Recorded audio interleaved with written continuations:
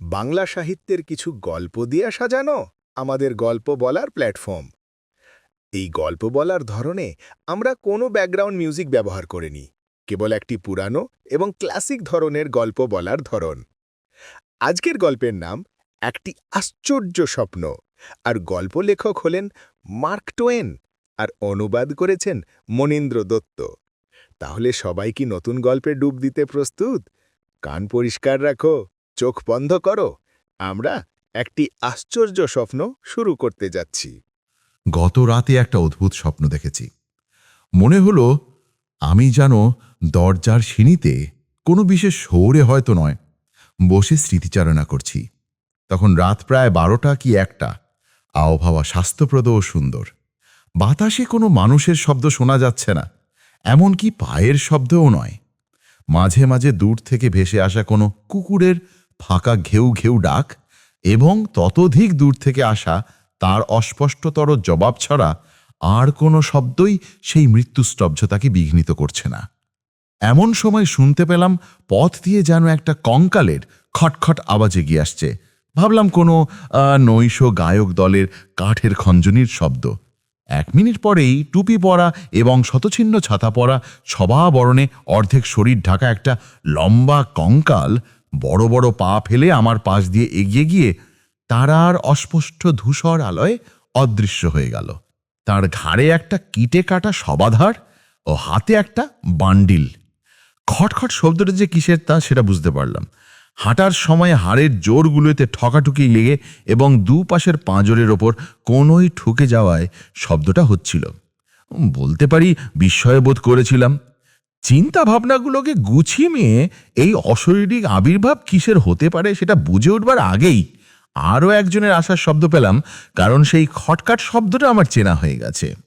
একটা শবাধারের 2/3 তার কাঁধে, আর পায়ের ও মাথার দিককার কিছু তক্তা তার বগলে। খুব ইচ্ছে হলো তার মাথার ঢাকনার নিচ দিয়ে তাতিয়ে তার সঙ্গে কথা বলি, কিন্তু যেতে যেতে চোখের গর্তের ভিতর থেকে যেভাবে সে তাকালো এবং বেরিয়ে আসা দাঁতের পাটি যেভাবে দেখালো, তাতে মনে হলো তাকে না আটকানোই ভালো। সে চলে যেতে না যেতেই আবার সে শব্দ কানে এলো এবং আবচা আলোর ভিতর থেকে আরেকটি কঙ্কাল বেরিয়ে এলো। মাথায় একটা ভারী কবরের পাথর বয়ে আনতে সে একেবারে কুঁজো হয়ে পড়েছে। দড়িতে বাঁধা একটা নোংরা শবাধারকে সে টেনে নিয়ে চলেছে। আমার কাছে পৌঁছে সে 2-1 মুহূর্তের জন্য স্থির দৃষ্টিতে আমার দিকে তাকালো, তারপর ঘুরে আমার কাছে এসে বলল, এটাকে একটু নামিয়ে দেবে কি? কবরের পাথরটাকে নামিয়ে মাটিতে রাখতে দেখলাম তার উপরে নাম লেখা রয়েছে জন বাক্সটা কাপেনহার্স্ট, আর মৃত্যুর তারিখ লেখা রয়েছে মে 1839। মৃত লোকটা শান্তভাবে আমার পাশে বসে পড়ল আর হাত তুলে করুটিটা মুছল। পূর্বেকার অভ্যেসবশতই কাজটা সে করল, কারণ তার হাত থেকে কোনো ঘাম ঝরতে দেখলাম না। বাকি সবাবরণটুকু টেনে নিয়ে চিন্তিতভাবে চোয়ালটা হাতের উপর রেখে বলল, খুব খারাপ। তারপর বাঁ পাটা হাঁটুর উপর তুলে শবাধারের ভিতর থেকে একটা মরচে পড়া নখ বের করে গোড়ালির হাড়টাকে অন্যমনস্কভাবে চুলকাতে লাগলাম। কি খুব করা বন্ধু! সব কিছু মনে হয় না মরাই ছিল ভালো। আমাকে অবাক করলে তো। এ কথা বলছো কেন? কোনো ভুল ভ্রান্তি ঘটেছে কি? ব্যাপার কি?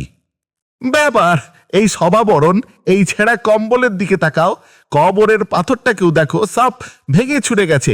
এই লজ্জাজনক পুরনো সবাদারটা দেখো। চোখের সামনে একটা লোকের সব সম্পত্তি নষ্ট হয়ে যাচ্ছে, আর জিজ্ঞাসা করছো ভুল ভাবতি ঘটেছে কিনা আগুনগন চোখে। আমি বললাম, শান্ত হও শান্ত হও, এটা খুবই খারাপ, নিশ্চয় খুব খারাপ। তবে এ পরিস্থিতিতে এসব জিনিস নিয়ে যে তুমি মাথা ঘামাবে তা ভাবতে পারিনি। দেখো প্রিয় মহাশয়, মাথা আমি সত্যি ঘামাচ্ছি, আমার গর্বে আঘাত লেগেছে, বলতে পারি আমার আরাম বিঘ্নিত হয়েছে, ধ্বংস হয়েছে। যদি অনুমতি করো তো আমার ইতিহাস তোমাকে বলবো, এমনভাবে বলবো যাতে তুমি। মাথার আবরণটাকে ঠেলে তুলে দিয়ে বেচারা কঙ্কাল কথাগুলো বলল। বলে যাও। আমি বললাম, এখান থেকে 1টা কি 2টো ব্লক আগে এই রাস্তারই একটা পুরনো লজ্জাজনক কবরখানায় আমি থাকি। এই যা ঠিক ভেবেছিলাম উপস্থিতিটা সরে যাবে। নিচের দিক থেকে ৩ নম্বর পাঁজরটা বন্ধু, তোমার কাছে যদি থাকে তাহলে একটা দড়ি দিয়ে যদি আমার শিরদাঁড়ার সঙ্গে ওটা বেঁধে দাও। অবশ্য রূপোর তার হলেই ভালো হয়, কারণ ঘষে মেজে রাখলে সেটা অনেক দিন টেকে আর দেখতেও ভালো হয়। ভাবতো শুধুমাত্র উত্তর পুরুষের উদাসীনতা ও অবহেলার ফলে এইভাবে ছিন্ন ভিন্ন হয়ে যাবা, ভেঙে টুকরো টুকরো হয়ে যাবা। আর বেচারি ভূতটা এমনভাবে দাঁত কড়মড় করে উঠল যে আমার গা গুলিয়ে উঠল। আমি কাঁপতে লাগলাম, কারণ কঙ্কালের গায়ে মাংস বা চামড়া না থাকায় ব্যাপারটা আরও ভয়াবহ হয়ে উঠেছে।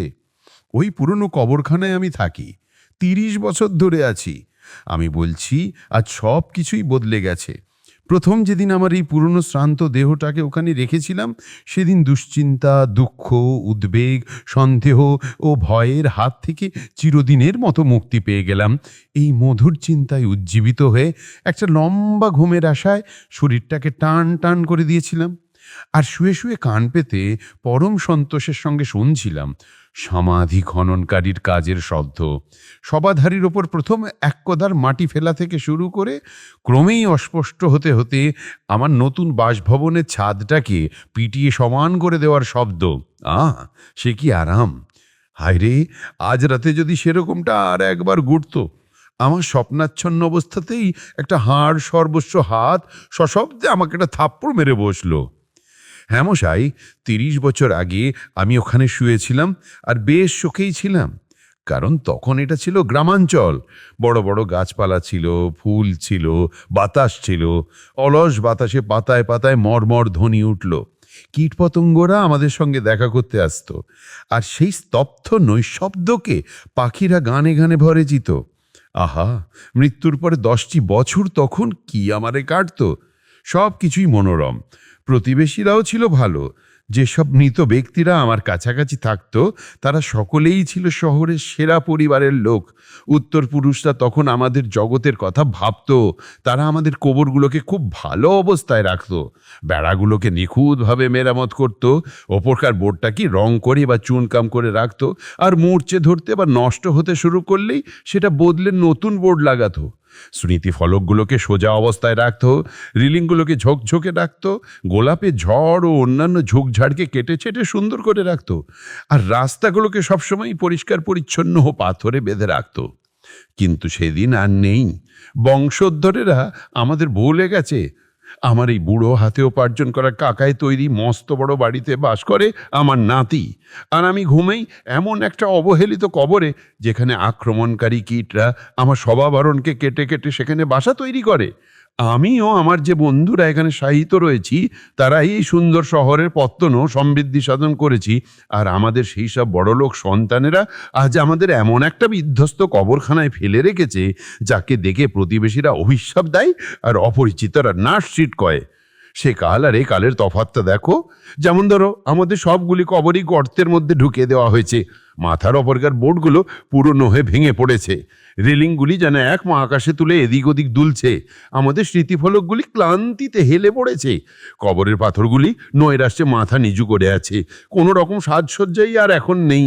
গোলাপ নেই, ফুলের কেয়ারি নেই, পথরে পাদানো পথ নেই, নয়ন সুখকর কোনো কিছুই নেই।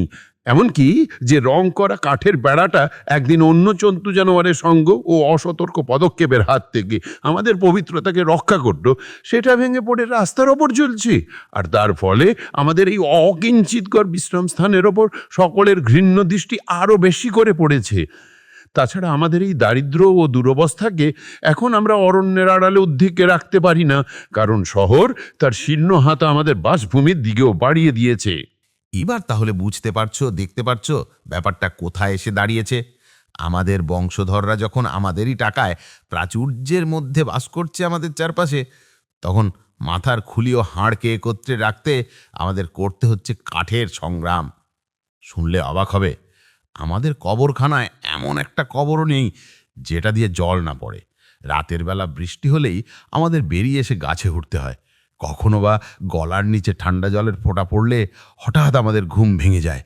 যে কোনো বৃষ্টি ঝরা রাতে 12টার পরে যদি সেখানে যাও তাহলে দেখতে পাবে আমাদের মধ্যে অন্তত 15 জন একাতে গাছের ডাল ধরে ঝুলে আছি। হাড়ের জোড়গুলি ভীষণভাবে শব্দ করছে, আর আমাদের পাঁজরের ভেতর দিয়ে পাতা শঁ শঁ করে বয়ে চলেছে। অনেক দিনই 3-4 ঘন্টা আমাদের এইভাবে কাটাতে হয়। আর তারপরে ঠান্ডায় জমে কাঠ হয়ে নিচে নেমে আসি এবং পরস্পরের মাথার খুলি ধার করে নিয়ে ঝাড় ঝাড় কবর খুঁড়ে বের করে নিই। আমি মাথাটা পিছনে হেলিয়ে ধরছি, তাহলেই তুমি দেখতে পাবে খুলির মধ্যে কত পুরনো শুকনো মাটি জমে আছে। এর ফলে অনেক সময়ই মাথাটা কত যে ভারী লাগে। হ্যাঁ মশাই, অনেক দিনই ভোর হওয়ার ঠিক আগে যদি তুমি সেখানে হাজির হও, তাহলে দেখতে পাবে যে আমরা কবরের মাটি খুঁড়ছি আর আমাদের সভাবরণগুলোকে বেড়ার ওপর শুকোবার জন্য মেলে রেখেছি। আরে একদিন আমার একটা চমৎকার সভাবরণ সেখান থেকে চুরি হয়ে গেল। স্মিথ নামে এক মক্কেল সেটা নিয়ে গেল। ওই দূরের একটা গরিব মানুষদের কবরখানা সে থাকে। আমার এ কথা মনে করবার কারণ কি জানো? যেদিন আমি প্রথম তাকে দেখি সেদিন তার গায়ে একটা চৌখুপি শার্ট ছাড়া আর কিচ্ছুই ছিল না। কিন্তু নতুন কবরখানার একটা সামাজিক মিলন অনুষ্ঠানে যখন তাকে শেষবারের মতো দেখলাম, তখন সেই ছিল সমবেত সকলের মধ্যে সব চাইতে সেরা পোশাকে সজ্জিত মৃতদেহ। আর এটাও খুবই অর্থপূর্ণ যে আমাকে দেখে এসে সেখান থেকে চলে গেল। আবার সম্প্রতি এখানকার একটা বুড়ি তার শবধাটি খুইয়েছে। সাধারণত কোথাও গেলে সেটাকে সে সঙ্গে করেই নিয়ে যায়, কারণ তার শ্লেষ্ম ধাত আর রাতের বাতাস বেশি গায়ে লাগলেই তার সেই পাতের ব্যথাটা চাড়া দেয়, যার প্রকোপেই তার মৃত্যুটা ঘটেছিল। তার নাম হচকিস আন্না, মাটির দা হচকিস। তুমি হয়তো তাকে চিনতেও পারো। সামনের দুটো দাঁত এখনো আছে, বেশ লম্বা, কিন্তু এখন অনেকটা ঝুঁকে পড়েছে। বাঁদিকে পাঁজরের একটা হাড় নেই। মাথার বাঁদিক থেকে একগুচি বিবর্ণ চুল ঝুলে আছে। একগুচি আছে মাথার ঠিক ওপরে, ডান কানের বিকটা ঘেঁষে। নিচের চোয়ালটি দাঁড় দিয়ে বাঁধা। আর বাঁ হাতের একটা ছোট্ট হাড় কখন লড়াই করতে উড়ে গেছে। হাত দুটো বুকের ওপর আড়াআড়িভাবে ভেঙে নাকের ছিদ্র দুটো আকাশের দিকে তুলে এক ধরনের ঝুঁকি ঝুঁকে হাঁটে।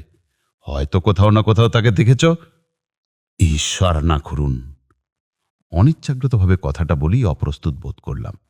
তাড়াতাড়ি নিজের এই কঠোরতাকে শুধরে নিয়ে বললাম, মানে আমি শুধু বলতে চাই যে সেই সৌভাগ্য আমার হয়নি। ইচ্ছা করে তোমার বন্ধুর সম্পর্কে কোনো রকম অসৌজন্যমূলক কথা আমি বলতে পারি না। তুমি বলছিলে যে তোমার সভাবরণটি চুরি হয়ে গেছে, কিন্তু এখন যেটা তোমার গায়ের হয়েছে তার ছিন্ন দশা দেখেও তো মনে হয় যে একসময় এটা খুবই দামি ছিল। তাহলে আমার অতিথির মুখমণ্ডলের শুকনো হাড় ও কুচকানো চামড়ার একটা ভৌতিক পরিবর্তন দেখা দিল। মুচকি হেসে বেশ চতুর ভঙ্গিতে সে জানালো যে বর্তমান পোশাকটি যখন তার গায়ে উঠেছে, ততক্ষণে পার্শ্ববর্তী কবরখানার জোনেকি ভূতের একটি পোশাক খোয়া গিয়েছে। ব্যাপারটা বোধগম্য হলো। তবু তার মুখভঙ্গি, বিশেষ করে তার হাসি আমার ভালো লাগছিল না। তাই তাকে কথা চালিয়ে যেতেই বললাম। কঙ্কাল বলতে লাগলো, হ্যাঁ বন্ধু, যা বললাম সেটাই প্রকৃত অবস্থা। দুটি পুরনো কবর, একটিতে আমি থাকতাম আর একটি খানিকটা দূরে, আমাদের বর্তমান বংশধরদের দ্বারা এত দূর অবহেলিত হয়েছে যে তাতে আর বাস করা যায় না। কঙ্কালের নিজস্ব অসুবিধা তো আছেই, আর এই ভরসায়ের সেটা কম কথা নয়। বর্তমান অবস্থায় সম্পত্তিরও বিস্তর ক্ষতি হচ্ছে।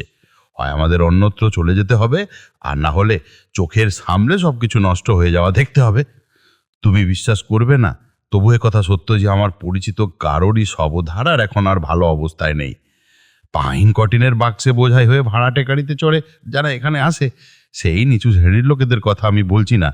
আমি বলছি তোমাদের সেই সব উঁচু মাপের রূপর কারুকার্য করা শবধারগুলো, যেগুলো কালো পালক মাথায় পড়া শোভাযাত্রার আগে আগে আসে, আর যারা ইচ্ছা মতো কবরের জায়গা বেছে নিতে পারে, অর্থাৎ জার্ভিস, ব্লেডসো, বালিংদের কথা আমি বলছি। সেই সবই আজ ধ্বংসের মুখে। তারাই ছিল আমাদের মধ্যে সবচাইতে ছাঁচালো লোক, অথচ এখন তাদের দিকে তাকাও, একেবারেই রসহীন আর পরিদ্রপীড়িত। একজন ব্লেডসো তো জুনেক পরলোকগত নামভিতের কাছে তার স্মৃতিফলকটাই বেচে দিল, অথচ একটি মৃতদেহের কাছে তার স্মৃতিফলকটাই সবচাইতে গর্বের বস্তু। তার উপর কোদাই করা কথাগুলি পড়তে সে ভালোবাসে। কোনো রকম অভিযোগ না করেই বলছি, আমার বংশধররা এই পুরানো পাথরটা ছাড়া আমার কবরে যে হাড় কিছুই দেয়নি, তাতে আমার প্রতি খুবই খারাপ ব্যবহার করা হয়েছে। তার উপর এই পাথরের কোনো রকম গুণকীর্তনই লেখা নেই।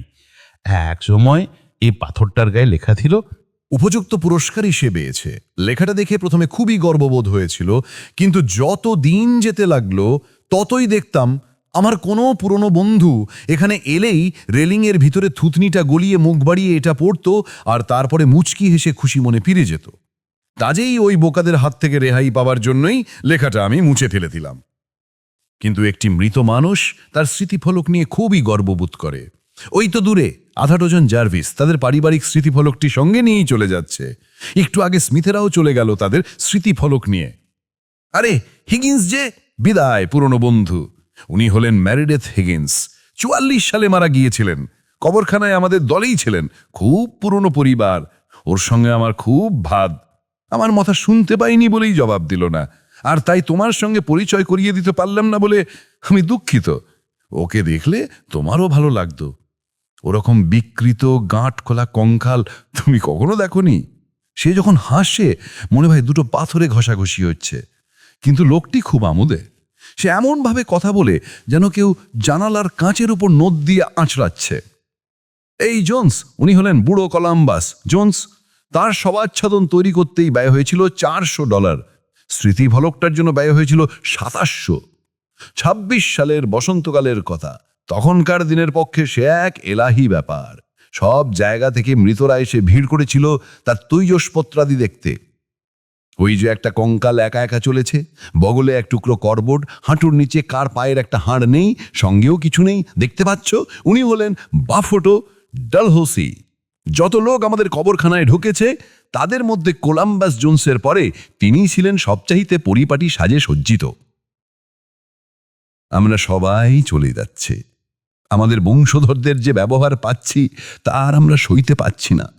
তারা নতুন নতুন কবরখানা খুলছে, কিন্তু আমাদের ফেলে রেখেছে অনাদৃত অবস্থায়। কিছু রাস্তা তারা মেরামত করে, কিন্তু আমাদের রাস্তায় বা আমাদের জিনিসপত্রে কখনো হাত দেয় না। আমার সবাদারটাই দেখ, অথচ আমি বলছি এক সময় এটা একটা দেখবার মতো আসবাব ছিল। শহরের যে কোনো বসার ঘরে রাখলে এটা লোকের দৃষ্টি আকর্ষণ করত। যদি চাও তো এটা তোমাকে দিতে পারি। এটাকে মেরামত করার আমার সামর্থ্য নেই। তলার কাঠটা নতুন লাগিয়ে নিও, উপরের কাঠটাও কিছুটা পাল্টাতে হবে।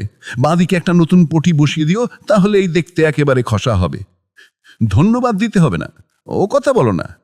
তুমি আমার সঙ্গে ভদ্র ব্যবহার করেছো, তাই আমাকে অকৃতজ্ঞ মনে করবার আগেই আমার যা কিছু আছে সব তোমাকে দিয়ে যাব। এই চাদরটা আমার বড়ই প্রিয়। তুমি যদি চাও। চাও না? বেশ, যেমন তোমার মর্জি। আমি শুধু ন্যাপ পরায়ণ ও উদার হতে চেয়েছিলাম। আমার মধ্যে নীচতা পাবে না। বিদায় বন্ধু, এবার আমাকে যেতে হবে। জানি না, হয়তো অত রাতে আমাকে অনেকটা পথ চলতে হবে। শুধু একটি কথা নিশ্চিত জানি, আমি এবার যাত্রী দলে ভিড়েছি। ওই পুরনো কবরে আর আমাকে ঘুমোতে হবে না। একটা সম্মানজনক বাসস্থান না পাবার পর্যন্ত আমি চলতেই থাকব। তাতে যদি নিউ জার্সি পর্যন্ত পা চালাতে হয় তাও সই। সকলেই চলেছে। গত রাতের জমাইতে স্থির হয়েছে চলে যেতে হবে। তাই সূর্য উঠবার সময় হলে দেখা যাবে পুরনো গোরস্থানে একটাও হাড় পড়ে নেই। হেলো, ওই যে জনা কয়েক ব্লেডে সোজাচ্ছে। তুমি যদি পাথরটা তুলে নিতে একটু সাহায্য করো, তাহলে আমি ওদের দলে যোগ দিতে পারি। ওরা খুব বড় বংশের লোক। বিদায় বন্ধু। কবুরের পাতটাকে ঘাড়ে নিয়ে ভাঙা শবাধারটিকে টানতে টানতে সে শোভাযাত্রায় যোগ দিল। বেশ আন্তরিক পীড়াপিড়ি সত্ত্বেও তার দানকে আমি ফিরিয়ে দিতে বাধ্য হয়েছিলাম। যতদূর মনে হয় 2 ঘন্টা ধরে এই বিষণ্ণ সমাজ পরিত্যক্তদের দল তাদের জিনিসপত্র নিয়ে সেখান থেকে যেতে লাগলো, আর আমি বসে বসে করুণার চোখে তাদের দেখতে লাগলাম। তাদের মধ্যে 2-1 অপেক্ষাকৃত যুবক, এবং যাদের চেহারাও অতটা বিধ্বস্ত নয়, তারা রেলপথের মাঝরাতে চলাচলের ট্রেনের খোঁজ খবর নিল। মনে হলো বাকিরা রেলপথের কোনো খবরই জানে না। তারা বিভিন্ন শহরে ও নগরে যাবার রাস্তাঘাটের উদ্দেশ্য জানতে চাইল। তার মধ্যে অনেক শহর ও নগরের নামই এখন আর মানচিত্রে পাওয়া যাবে না। দীর্ঘ 30 বছর আগেই সেগুলি মানচিত্র থেকে এবং পৃথিবী থেকে উধাও হয়ে গেছে। ওইসব শহর ও নগরের কবরখানার বর্তমান অবস্থা কেমন, আর মৃতের প্রতি সম্মান প্রদর্শনের সুনাম তাদের আছে কিনা সে সম্পর্কেও তারা খোঁজ খবর নিল। সমস্ত ব্যাপারটাই আমাকে আকৃষ্ট করল। এইসব গৃহহারাদের জন্য আমার মনে সহানুভূতিও জাগল, যেন এসবই বাস্তব ঘটনা, যেন আমি মোটেও স্বপ্ন দেখছি না। এমনভাবে জনৈক মৃত যাত্রীকে আমার মনোভাব জানিয়ে বললাম, এই বিচিত্র এবং একান্ত দুঃখজনক অভিযানের একটি বিবরণ প্রকাশ করবার ইচ্ছা আমার মাথায় ঢুকেছে। আরও বললাম, যদিও এর যথাযথ বর্ণনা আমি করতে পারবো না, তবু মৃতদের প্রতি যাতে একটুকুও অশ্রদ্ধা প্রকাশ না হয় সেই বিষয়ে আমি সতর্ক থাকব। কিন্তু একজন প্রাক্তন নাগরিকের রাজকীয় ধ্বংসাবশেষ আমার থকঠকের উপর অনেকটা ঝুঁকে পড়ে কানে কানে বলল, ও নিয়ে আপনি মাথা ঘামাবেন না। যে কবরখানা ছেড়ে আমরা চলে যাচ্ছি তাকে যারা এতদিন সহ্য করেছে, আজ সেই কবরখানায় যারা অবহেলিত এবং পরিত্যক্ত হয়ে পড়ে রইল, তাদের সম্পর্কে যে যা বলুক তাও তারা অবশ্যই সহ্য করতে পারবে। ঠিক সেই মুহূর্তে একটা মোরগ ডাকলো, আর সেই ভৌতিক শোভাযাত্রা অদৃশ্য হয়ে গেল। এক টুকরো ন্যাকড়া বা একটি হাড়ও সেখানে পড়ে নেই। আমার ঘুম ভেঙে গেল। দেখলাম বিছনার ব্যারে মাথাটা বেশ খানিকটা ঝুলিয়ে আমি শুয়ে আছি।